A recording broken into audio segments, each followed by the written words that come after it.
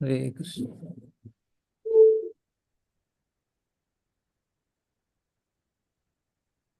Om Jnanatimirandasya Jnananjanashlavakaya Chakshurunmilitam Yena Tasmai Shri Gurave Namaha.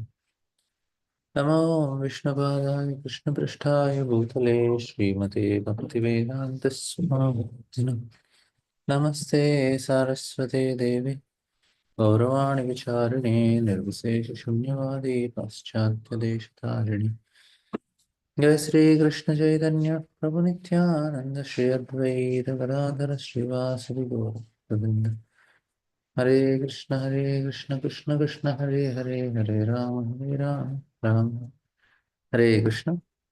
So we will continue the discussion. We are in the last two slokas of this chapter. We'll start 29th chapter today. We'll just take these two purports which we complete.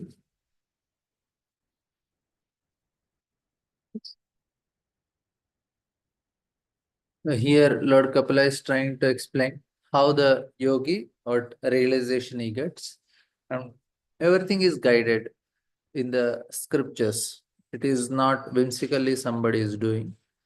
And we'll try to understand how different systems are, why different types of systems that are available here, different religions and all, based on the three modes. That will be the next chapter's topic, and very important to know why there is so much and why there is so much sectarianism, why there is so much violence, why there is fight between the religion, and what is the argument of scientists. Everything we should know systematically so that we know that, okay, what we are doing is very, very properly understood and done. Not that because I like this, that's why it is right. No. We have to see in a very subjective way also. But before that, we'll just complete these two purports. The yogi should see the same soul in all manifestations, for all that exists in a manifestation of different energies of Supreme. In this way, the devotee should see all living entities without distinction. That is realization of the Supreme Soul. He is able to Sarva Bhutana. So there are different species, but the soul is same. So that's what is explained in Bhagavatam also. Just a minute.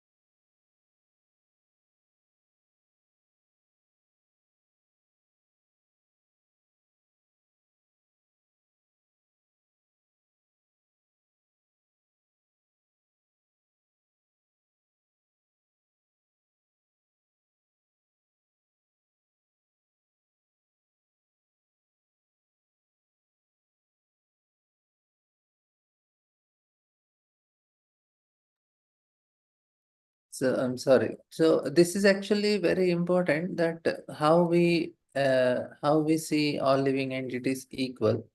That is a very Brahman realization.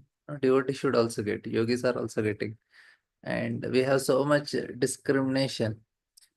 It's even a small ant or even a fly. The soul is there, and it is same only. Only unfortunately, that soul got a body of a fly. We should never disrespect, never touch any animal with feet. No, people they kick dogs or some other animals. We should not touch. We should respect. The soul is there, super soul is there. So, proper less intelligent might think that plants and grass grow on earth automatically, but one who is actually intelligence and has realized the self can see that this growth is not automatic. The cause is the soul. we also went through that species one of our lifetimes. We are also in that species, so we cannot disrespect anyone. And the greatest disrespect for any animal is to kill them. They want to live. We are just killing and eating. Can you imagine what a disrespect that is? So it is not recommended like that. And as fire is exhibited in different forms of wood, so under different conditions of modes of mental nature, the pure spirit soul manifests itself in different bodies. So this is very similar understanding. The example is given. So fire is there everywhere, but it is different in different. So it is to be understood that body is designated, Prakriti, is an interaction of three modes of mental nature. And according to these three modes, someone has a small body, someone has a large body. A fish is a big, the fire in a big piece of wood appears very big, and in a stick appears small. But actually the fire is same everywhere. So like that, the soul is everywhere. We also went through all the species. We should also know this reality. Thus the yogi can be in the self-realized position after conquering the insurmountable spell of Maya, who presents herself as both the cause and effect of this metal manifestation and is therefore very difficult to understand. So very important understanding this one. The cause is also Maya, effect is also Maya. That's why it's very difficult to understand. We try to see the effect and trying to analyze what is the cause, but both are Maya only. That's why Bhagavad Gita, the spell of Maya, which covers the knowledge of living entities in Sarvam. Mama Maya Duratteya. One who surrenders unto Krishna can conquer this seemingly insurmountable spell of Maya. Like Chandan Prabhu gives this example. If the novel is written, the characters in the novel cannot know the author. They cannot know because they are just into the novel. So they are completely manipulated there. It is very difficult for us to understand what exactly is Maya. And scientists, they are trying all their best to understand. And not possible like that. Mama Maya Duratya. We cannot understand, and even like big scientists, they are understanding some effects of Maya, but they cannot come out of it. To come out of it, only way is by surrendering. Here it is stated that Daivi Prakriti, or external energy of Supreme Lord, is Dhruva Bhavya. Very difficult to understand, conquer. One must, however, conquer this insurmountable spell of mind. This is possible by the grace of Lord. And after Brahman realization, one can engage in activities of Brahman. As long as one is not self-realized, he engages in activities based on false identification. And for those who engage in devotional service, there is no spell of Maya. That and their situation is all perfect. So this is the end of 20, and we'll come to 29th chapter.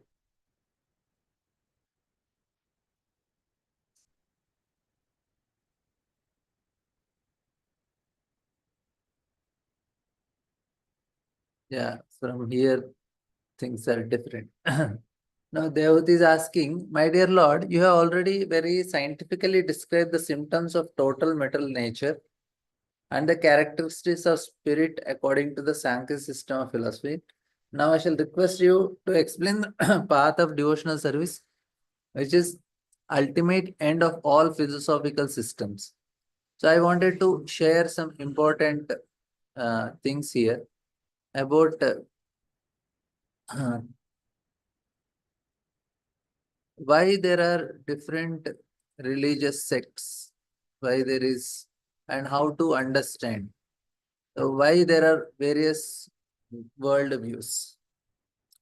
Now, without going through the greater details, like we just consider how they describe the reality as like each of them, they assign the place of primeval cause to a certain element of creation. So that is the first thing, and tries to derive everything else from there. Now, how this system comes is first they say this is the cause of everything, and then they derive everything. So, like we have now, let the value of x is equal to, and you accept something. No, the value of x. So similarly, the cause, let the cause be this, and then you start deriving everything. And considering how well they describe the reality. Now, the primeval cause, from where it came, for scientists, it came from atom. And then below that, then there is electrons, protons, whatever. They say that is the cause. And then they derive. So from the formal logical point of view, all the systems are equally valuable. However, like if you, the practical conclusions we see that some, they lead to destruction of the world and human personality, whereas others, they restore the integrity of the world and personality. So one way, if you start, everybody is trying to look the world from their point of view, starting from some point. Scientists say atom, impersonal says Brahman, and Vaishnava says Supreme Lord. So from where you start, you derive the world, and the result will be different. Like from the materialistic worldview, where God and soul are totally rejected, because uh, that becomes, it is actually very destructive. That's why, according to those, like matter is the only thing that exists, and it is the only beginning from which everything emanates. This is also a very typical monotheistic religion, where the inanimate matter takes the place of God. The inanimate matter gives birth to everything else, since they feel that it has a mystical ability, self-organization, evolution. They, why, how matter is becoming spirit, how matter is going consciousness. They say maybe it must be having some mystical ability for self-organization, evolution. It is not clear where this ability in the matter comes from, why the inanimate matter needs to evolve. So they don't understand this. So according to this philosophy, the goal of human life is to derive all possible material pleasures. And presently, why we say it's materialism is growing, because people are working in trying to derive all possible material pleasures. Eat, drink, be merry for tomorrow. Uh, with the, but what happens with the death of the body, everything comes to an end. And the only outcome of all our efforts in this world is death. This is the destructive nature of such ideas for the world and for every individual is quite obvious, right? Now, people, because of this idea, they get overindulgence. And even when people come to proper, the, what do you say, religious organizations, the modes of nature, they're actually the cause. Like a very simple example of this kaleidoscope. The Sankhya, it's actually very, what do you say, uh, if you go through this method of Sankhya and all, it is quite discouraging. It is not discouraging means it gives like person is very depressed. Why? Because like in a kaleidoscope, you look through that mirror, you see so many lights, very beautiful, different formations and all. Now somebody is very curious. What he does, he says, let me break and see what is there in that. When you break and see what is there in that, you will find some pieces of glass. That is actually the Sankhya philosophy. In this world, we are seeing so much variety, so much dazzle, this, that, and we want to know what exactly is behind it. And you open and see, and there are few material elements which are dead material elements, and that is forming all this creation. So in that way, my God, the reality is this, and we are just kept in an illusion. These material elements, they combine, and some energy of Lord enters and forms all these things which we are seeing around, which is just some dead matter, these 26 elements. So when a jnani, he comes to this level of understanding, then he completely comes out of the delusion. He says, what am I enjoying? Like kaleidoscope, they're just pieces of glass, but the illusion is so much created. So similarly, I was thinking, array, so much I thought, but it is just some elements. The form of a woman, the form of food, the beautiful scenic things or whatever, then it's just some elements. So it is like, this is what happens with this philosophy, Sankhya. And that's why the Gyanis, no, they are very happy with this understanding as they come up. So here, what Kapila did is this only. He explained in detail. And now she's asking this question that,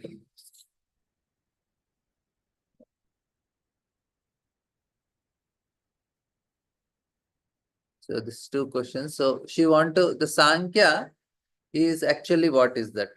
It's just breaking everything into small pieces and showing this is what. And another important thing, like if you remember the computers, old, there is MS-DOS and other things. To make programming and get things done with them was very difficult. So then there was interface. So that made computers very easy. I see something, I do in here, but behind everything is done by the program, which we need not do it. They do everything, and we can easily access. Any even a 3 year small child also knows how to use a laptop, because they made this interface. So they are making it simplified so that we can operate it nicely. Similarly, this creation is also simplified in our system of Vedic system of education in terms of 3 modes of material nature and 5 topics. If you take Bhagavad Gita, Prabhupada says 5 topics: Ishvara, Jiva, Kala, Karma, Prakriti, and 3 modes. If you understand this, then we can understand the whole creation very nicely. Instead of going the way the scientists are going, it's like the old system of operating computers. It is very tough, the way it is. Big programmings you have to do to make it work. But now we don't need, everything is done behind. We have an interface. So the systems, the modes that are going to come in this world, that are explained, that is nicely. So in the 29th chapter, the glories of devotional service are elaborately explained, and the influence of time on the conditioned soul is also described.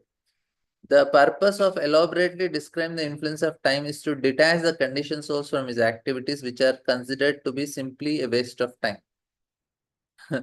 This is most important point, that why these things are told, to make us understand that what you are doing is useless. So just to explain that, Lord has to make some arrangements. So the purpose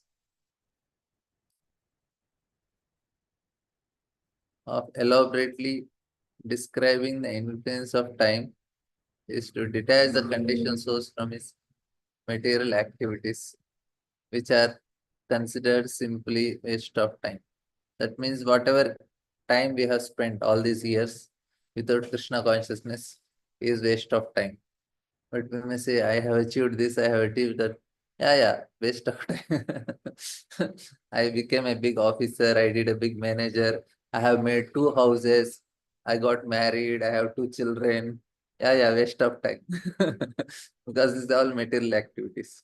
So we can congratulate ourselves for wasting all this time, all these years. It's not all these years, all these lifetimes we have wasted without Krishna.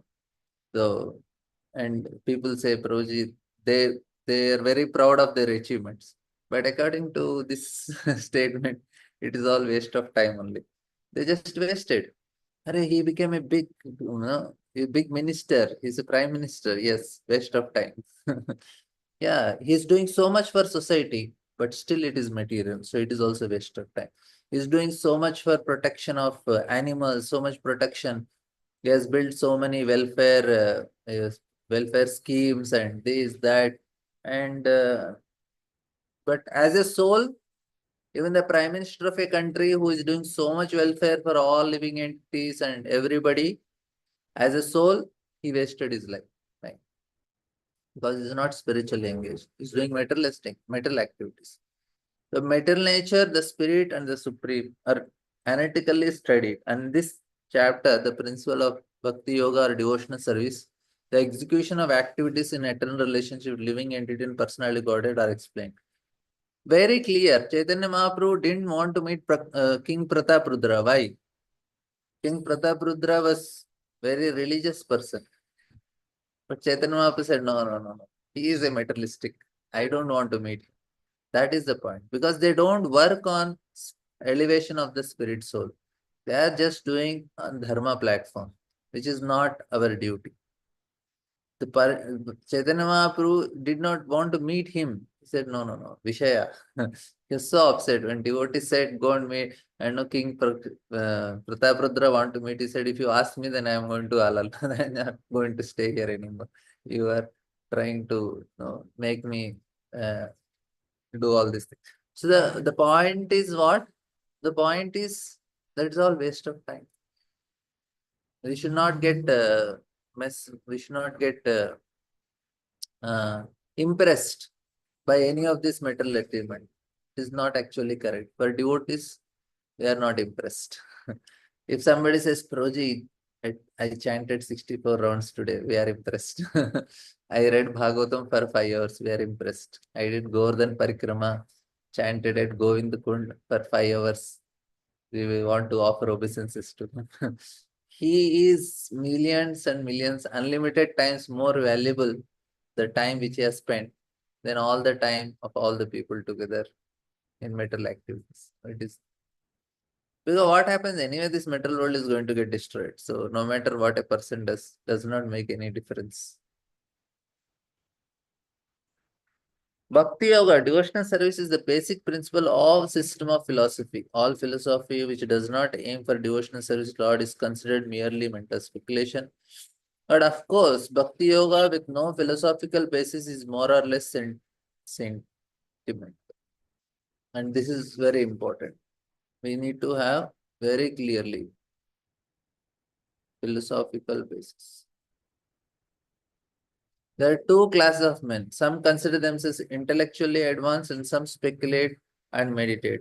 And others are sentimental and has no philosophical basis for their propositions.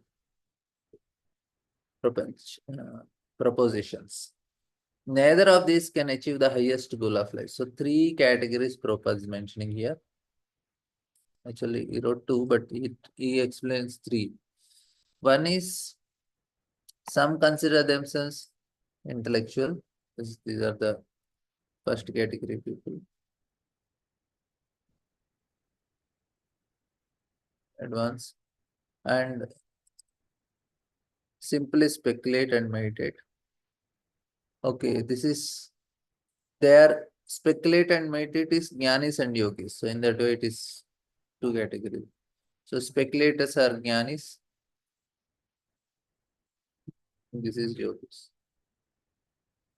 And the others are sentimental and have no philosophical basis of their propositions. These are the second category people. And most of the people everywhere, all over the world, they remain sentimental.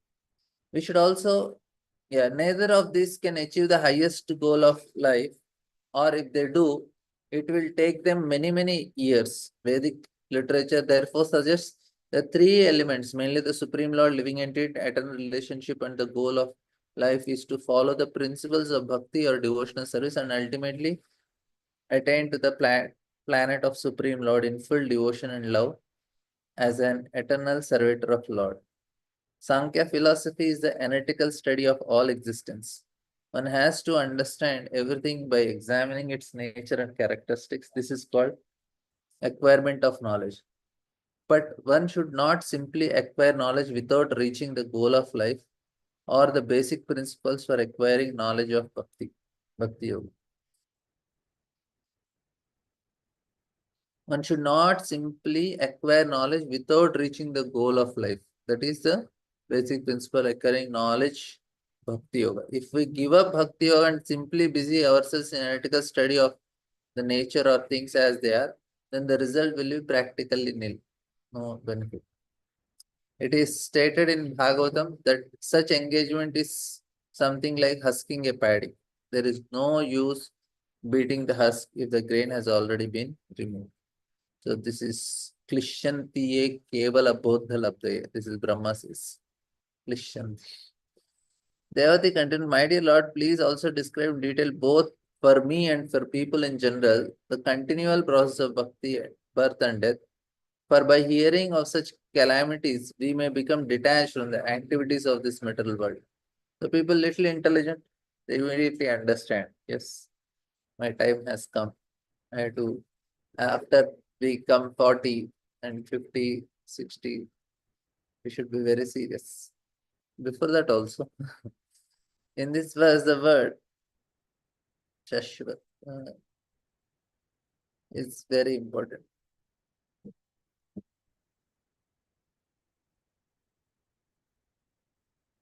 This is continued journey on the path of birth and death towards the darkest region of materialism. People who have no knowledge of this material world, God, and their actual intimate relationship with Him are actually going to the darkest region of mental existence in the name of progress in mental advancement of civilization. To enter the darkest region of mental existence means to enter into a species of life other than human species. Ignorant men do not know that after this life, they are completely under the grip of matter nature and will be offered a life which may not be very congenial. How a living entity gets different kinds of body will be explained in the next chapter. This continual change of bodies in birth and death is called samsara. Devati requests her glorious son Kapila to explain about this continual journey to impress upon the conditioned souls that they are undergoing a path of degradation by not understanding the path of bhakti. Punarapi jananam, punarapi maranam, punarapi janani jatare shayanam, iha sansare bahudustare kripaya pare pahi murare. We are very badly caught. Unfortunately, we cannot come out on our own. Kripaya pare pahi murare. We have to take shelter of Krishna, who will help us to come out of it. And then she asked the last question, I think, please also describe eternal time. It's a very important question for us. Everything is actually affected by time only. No, nothing is like from after 10 years, everything around you see, everything is controlled, affected by time. Which representation of your form and by whose influence people in general engage in performance of pious activities. Everybody is affected by this. Nobody is exempted. If some people are becoming famous and some people become infamous, it is all because of time. And some people, our age and all, we may be famous for some time, we may be beautiful, handsome. But what is important now, how much we are able to remember Krishna and meditate on him, that makes a difference. Remaining thing, nothing makes a difference. The time is going to change everything. Did you remember Krishna at the time of death? You are successful. Ayurharati Vaipumsam Udhyanastam Jilmaso Tasyate Kshunanita Uttama Shloka Vartaya. The Prabhuji is also quoting this shloka in the morning. So, that is the point. We'll come about the time in the last section. However ignorant one may be regarding the path of good fortune and the path down to the darkest region of ignorance, everyone is aware of the influence of time, which devours all the effects of our material activities. The body is born at certain time and immediately the influence of time acts upon it. From the death of the birth of the body, the influence of death is also active. The advancement of age entails the influence of time on the body. If a man is just 30 or 50-year-old, then the influence of time has already devoured 30 or 50 years of the duration of life. So we are, and it goes very fast. After 50, time passes very fast.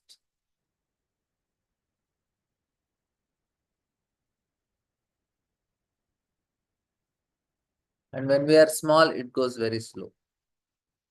Then people, they feel, Array, I didn't do anything, I didn't do anything. No need of doing anything in life. You just have to chant. That is the only thing we should do in life. That is a good news for us. Oh, I didn't achieve anything. I didn't make big name. I didn't make big money. I didn't make big things. No need. My children are not very happy with me. No problem. They'll not be happy. Only thing we should do in life is chant Hare Krishna. That's all. Everything is that. Because anyway, whatever we do in this material world is waste of time. Everyone is conscious of the last stages of life. When he will meet the cruel hands of death. But some consider this their age and circumstances, concern themselves with the influence of time, and thus engage in pious activities so that in future they will not be put into a low family or an animal skills. Generally, people are attached to sense enjoyment and so aspire for life on the heavenly planets. Therefore, they engage themselves in charitable or other pious activities. But actually, as stated in Bhagavad Gita, one cannot get relief from the chain of birth and death, even if he goes to the highest planet. Yad brahmatam uparyada tanlabhyate dukkavad anyat sukam kalena sarvatra gabhira ramhasa. The effect of time is like that. And people, they don't want spirituality, they want to be religious because they can enjoy nicely. And now she's asking, my dear Lord, you are just like the sun. For you illuminate the darkness of conditioned life of living entities. Because their eyes of knowledge are not open, they are sleeping eternally in the darkness without your shelter, and therefore you are falsely engaged by actions and reactions of their material activities, and they appear to be very addict. It appears that Srimad Devahuti, the glorious mother of Lord Kapiladev, is very compassionate for the regrettable conditions of people in general, who, not knowing the goal of life, are sleeping in the darkest darkness of illusion. So this is a normal symptom of a person who is very advanced. So they always feel compassionate. So Suhurdam Sarvadev. So it is generally feeling of Vaishnava or devotee of Lord that he should awaken them. Similarly, Devati is requesting her glorious son to illuminate the lives of the conditioned souls so that their most regrettable conditional life may be ended. Now we may ask question. No, we say na, Arjuna asks questions for us. He is not illusion, but we want to elevate us. Here Devati is asking Krishna, because Krishna knows that Vyasdev is going to write Mahabharata and all this conversation will come. And they know that no, this conversation will be recorded. Mother Devati is asking Kapila. She knows that this conversation is going to be recorded. Sukadeva was going to speak and we are all listening to her. So she is very much happy that we are hearing. She is eternal. She knows what is happening with her discussions. So when she knows that we are hearing her discussions, she will bless all of us. Mother Devati is very pleased that we are spending some good amount of time to understand her questions and answers. That conversation is so valuable, it is recorded and it is not, it's millions of years back. Still the recording is available. Can you imagine what a powerful recording? We record, we keep, we try to save them and all these things. But the recording that is done, how it is recorded? This is recorded not in some any electronic form. This is recorded through Shabda. The sound form directly recorded, it goes in a disciplic succession. That is the recording we need. And that recording is because of based on realizations. If you don't get realization, very important point. This is the most important point of the day. If we don't get spiritual realization in our practice, then we just are holding the externals, and we try to defend our external practices, and then we start becoming inimical to others, and there will be violence also. Like all these religious fights and all are happening because of pride. They are not getting any spiritual experience, and they are very proud of their practices, and they end up in violence. If we practice nicely, we get spiritual experience, then we are never violent, and then we are never inimical.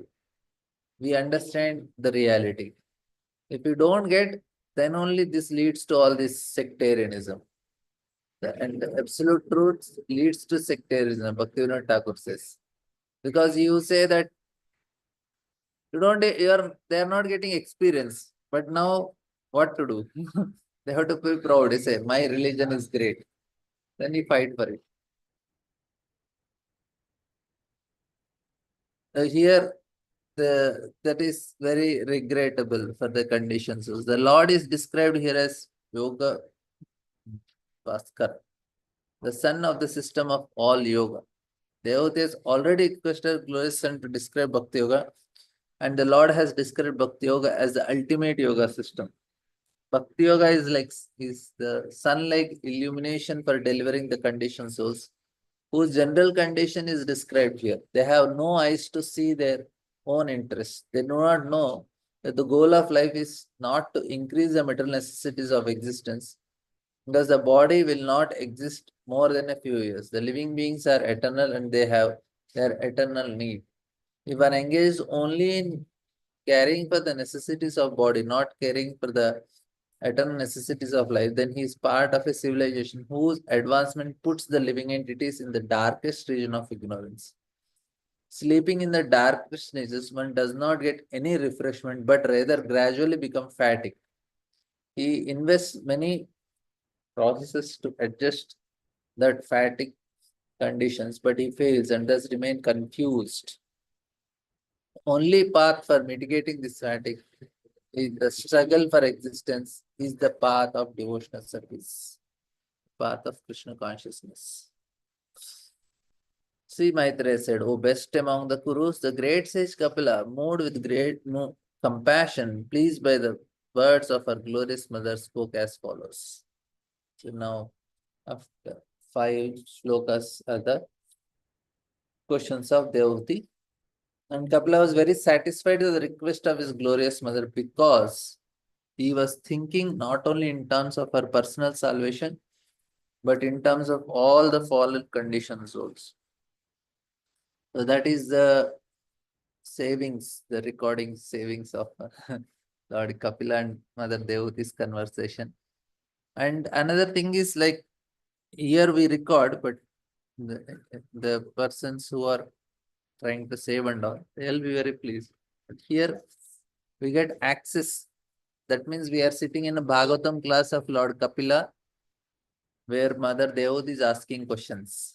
This is the class of between Mother Devati and Lord Kapila, and fortunately we are getting the opportunity to sit in their Bhagavatam class. So, like if some great Maharaj comes, say, if we all get an opportunity to sit in Prabhupada's Bhagavatam class, how much we will be appreciating. No? Such a great fortune. I think none of us, we had the opportunity to directly sit in Prabhupada's Bhagavatam class. But uh, but there is opportunity through his recording. So this is also same thing. This is a Bhagavatam class between Mother Devati and Lord Kapila. The Lord is always compassionate towards the fallen souls of this metal, and therefore he comes himself to send or sends his confidential servants to deliver them. Since he perpetually uh, since he's perpetually compassionate towards them, if some of his devotees also become compassionate towards them, he is very pleased with the devotees. Lord is telling this in Bhagavad Gita also. One who is trying to give this message, knowledge to others, is very pleased. And now he starts this. So Kapila says, there are the Lord Kapila, the personality of Godhead, replied, "O noble lady, there are multifarious paths of devotional service in terms of the different qualities of executor." This is the most important thing. Please remember. This is why there are many paths.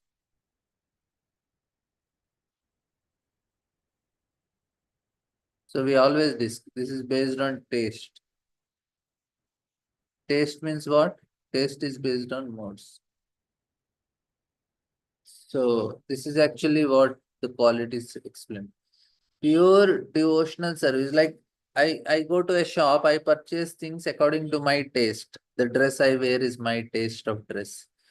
The food I eat is taste. The what type of mobile I purchase or what type of any item which we see around, it is all based on my personal taste. So even religion also it comes. My Lord, yeah, he should be very cashly. Durga is good. She looks like God. For somebody, God means he should fulfill desires. Then he is God. For somebody, God means very peaceful, calm. This looks God. He's always meditating. Lord Shiva. Somebody says no, God should be so much loving and no, and no, it should be very sweet. Okay, then Krishna is God. It's all based on the taste. That's all the pure. And after coming to bhakti, also it's so many varieties. That is also in all these places. The taste basically is the modes that are influencing a person. Based on the modes, you make a choice. So modes decide the choice. This is all based on modes. So pure devotional service and Krishna conscious is one, because in pure devotional service, there is no demand from the devotee to be fulfilled by the Lord. But generally, people take to devotional service with a purpose.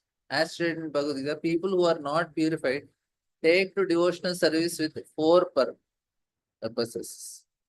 So, Chatubhija bhajante mam jana sukrtino archana. Artho artha jignasi jnani cha vardarshava.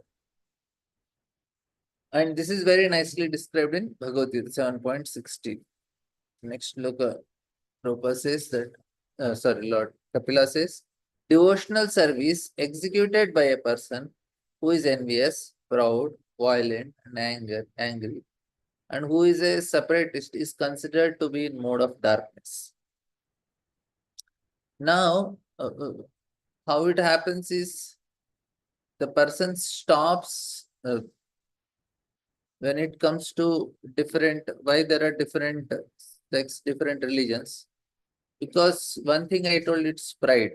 And another thing is they want to fulfill their material needs and they go for a cheaper versions. That is also another problem. Like they wanted to get something easy, fast, and they try the means like that.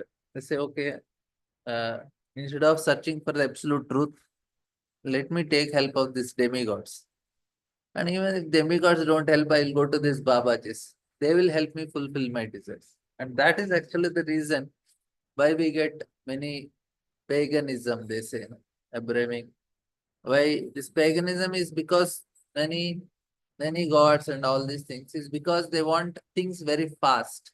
They want to enjoy. They feel whoever makes me get things of my things done very fast and who will help me enjoy, I'll surrender. So that's actually what happened. And then people come to devotional service because at least they understood that okay, we have to do devotional service.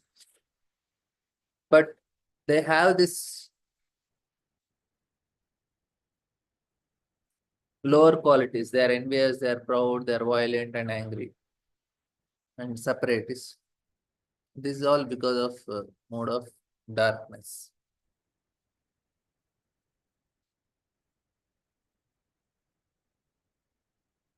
So we will see what Prabhupada writes. First, it has already been stated in the Srimad Bhagavatam, first canto, second chapter, that the highest, most glorious religion is the attainment of causeless, unmotivated devotional. Savai pumsam paro dharmo ito bhaktir. In pure devotional service, the only motive should be to please the Supreme Personality of Godhead.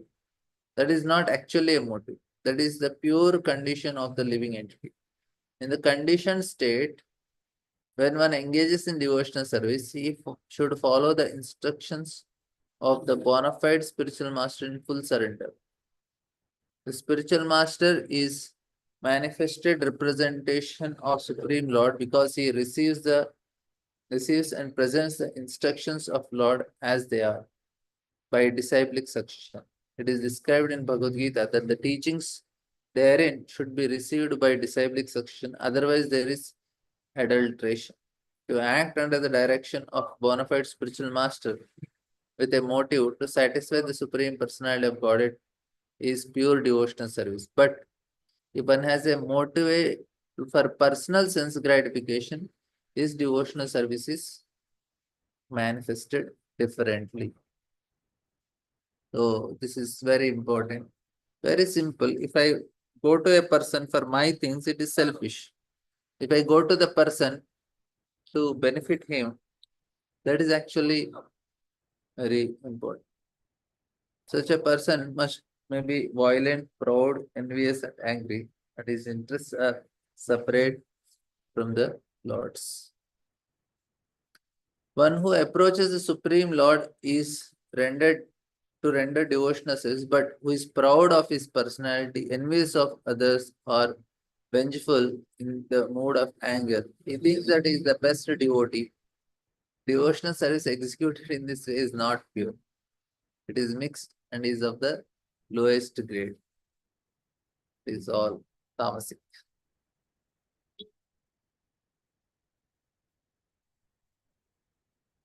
The Vaishnava is one who has taken the Supreme Personality of Godhead as the ultimate goal of life. But if one is not pure and still have motives, then he is not a Vaishnava of the first order of good character. One may offer respect to such a Vaishnava because he has accepted the Supreme Lord as the ultimate goal of life. But one should not keep company with Vaishnavas who is in mode of ignorance. So this is, we should not associate. Somebody is envious. It is very detrimental for our own progress. If we are associating with such people, it will unnecessarily spoil our bhakti. Envious, they're here, na, they're all these things. The second is passion, also same thing. So there is a tendency to commit violence and finding faults. All these things, they are very dangerous. If somebody is speaking faults of a devotee and trying to criticize them, better keep distance. It is not good. Even though he may give very big classes and so many nice things, but other times when he's speaking negative about anybody, we have to keep distance.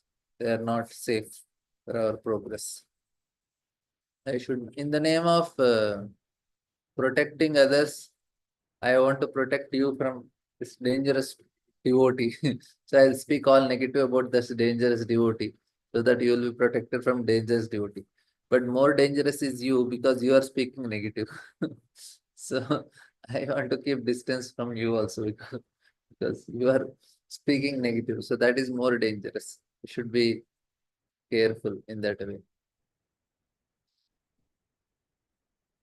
And the worship of deities in the temple by a separatist with a motive of material enjoyment, fame, and opulence and devotion in mode of passion. Anybody speaking negative is going to damage our consciousness. Anything we are hearing, we should be very careful. It should be pure. A pure devotee, when his presence, we were discussing this previously also, that there the 5 elements which are there in the body, earth, water, fire, they're completely pure because of their sadhana. What elements we are seeing, they're all contaminated. But the elements, the pure form of material elements, if you want to see, we can see in a pure devotee. And being in this presence, being in the presence of pure elements will purify our heart, will make us feel some experience, some peace. Now, I also want to become like that. I want to have pure elements in my body. So one of the most important element is sound. So don't allow any impure sound enter into our consciousness. Any negativity about Vaishnavas is making the food should be pure. How food can be pure? Offering it to Krishna. The elements become pure in that.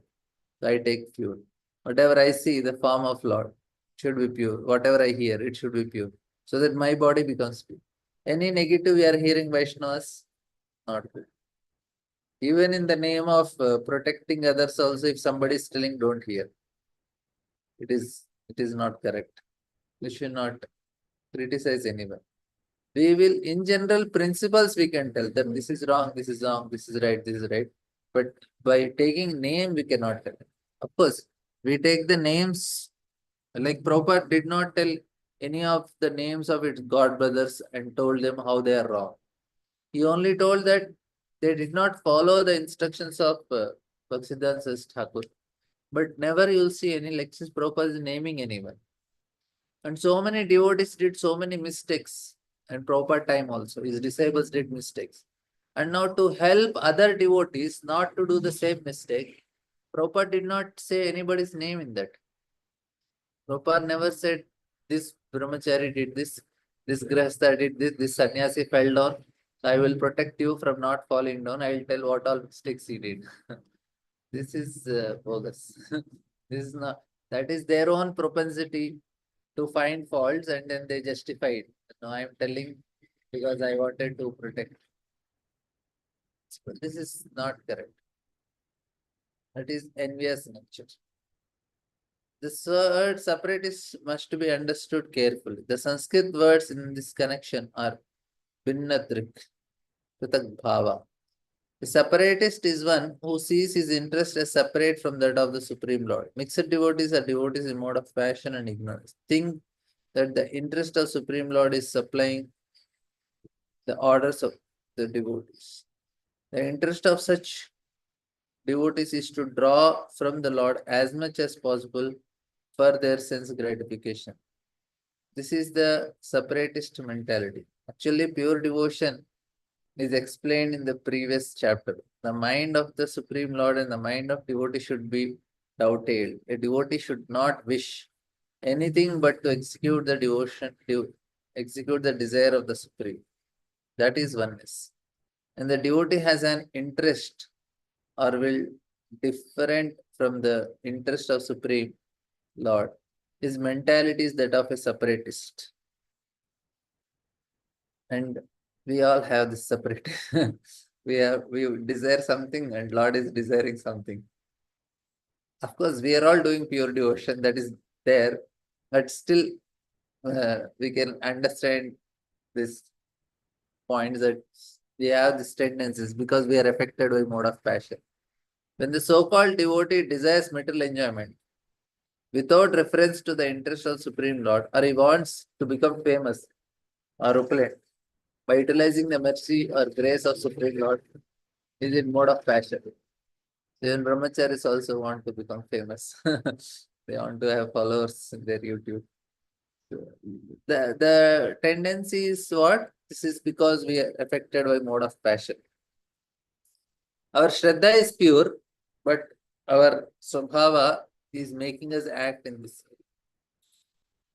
Mayavadis, however, interpret the word separate in a different way. They say that while worshipping the Lord, one should think himself as one with the Supreme Lord. This is another adulterated form of devotion within the modes of mental nature. The conception that the living entity is one with the Supreme Lord is mode of ignorance, according to Prabhupada. Oneness is actually based on oneness in interest.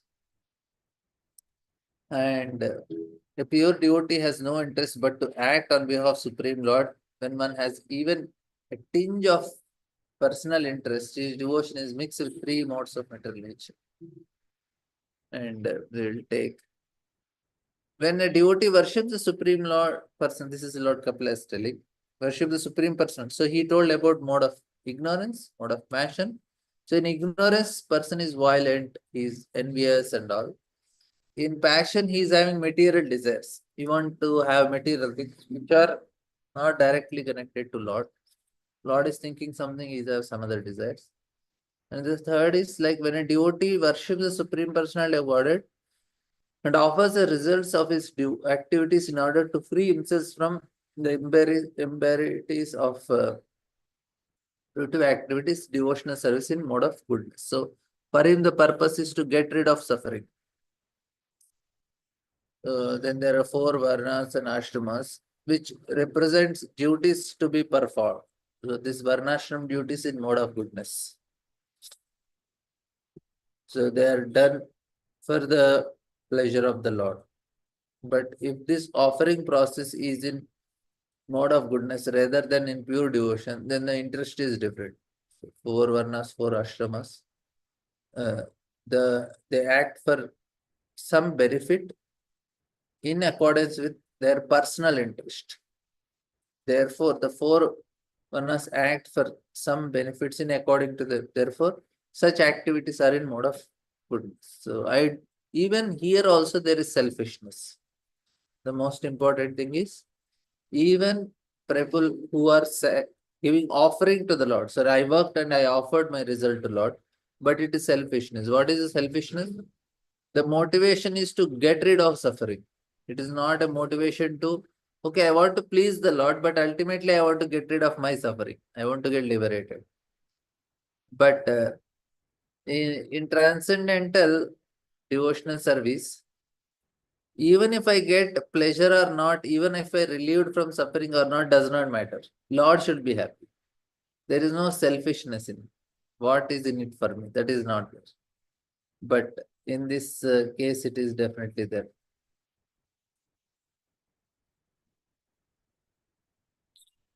So here, there can be no excuse for personal or material interest. Devotional activity should be transcendental to fruitive activities and empirical philosophical speculation. Pure devotional service is transcendental to all material qualities. And devotional service in mode of ignorance, passion, ignorance can be divided into 81 categories. There are different devotional activities such as hearing, chanting, worshipping, rendering service, and each of them can be divided into three qualitative categories. So 9 into 9. There is hearing in mode of passion, in mode of ignorance, mode of goodness. Similarly, there is chanting in mode of ignorance, passion, goodness. So in all 9, there are three categories. And the combination of these three is 9 also. Like passion, ignorance, goodness. So they combine with each other and they form 9 different categories. We'll take one more shloka. The manifestation of unadulterated devotionalism is exhibited when one's mind is at once attracted to hearing the transcendental name and qualities of the Supreme Personality of God, who is residing in every one of us, just as water of Ganges flows naturally down towards the sea. Such devotional ecstasy, uninterrupted by any material conditions, flows towards the Supreme Lord. So this is a transcendental. So he explained ignorance, passion, goodness, and transcendental bhakti. So the basic principles of this unadulterated pure devotional service is love of God. Mat guna shruti matrena means just after hearing about the transcendental qualities of Supreme Personality of Godhead, uh, these qualities are called Nirguna. Supreme Lord is uncontaminated by the modes of material nature. Therefore, he is attractive to pure devotees. There is no need to practice meditation to attain such attraction. The pure devotee is already in the transcendental stage, and the affinity between him and the Supreme Personality of Godhead is natural and is compared to the Ganges water flowing towards sea. The flow of Ganges water cannot be stopped by any condition. Similarly, a pure devotee's attraction for the transcendental name, form, and practice of Supreme Godhead cannot be stopped by any material conditions. So, ahayitu kid should be Anyabhilashita Shunyam. So, Prabhupada is giving this shlokas. He says it should not be for anybody, it's only for the Supreme Lord. It's a relationship. We want to develop a relationship. A pure devotee must engage in service of Lord 24 hours a day without cessation. His life is so molded that even it's that at every minute and every second engage some sort of devotional service to the Supreme Person, to the Supreme Personality of God. Another word meaning of the Abhyavahita is that the interest of the devotee and the interest of the Supreme Lord are on the same level. The devotee has no interest but to fulfill the transcendental desire of the Supreme Lord. Such spontaneous service unto the Supreme Lord is transcendental and is never contaminated by material modes of nature. These are the symptoms of pure devotional service, which is free from all contamination of material nature. Okay, thank you all very much. We will end here. We'll meet tomorrow. Continue the discussion. Tarantara Srimad Bhagavatam ki jai, Shri Prabhupada ki jai. Hare Krishna.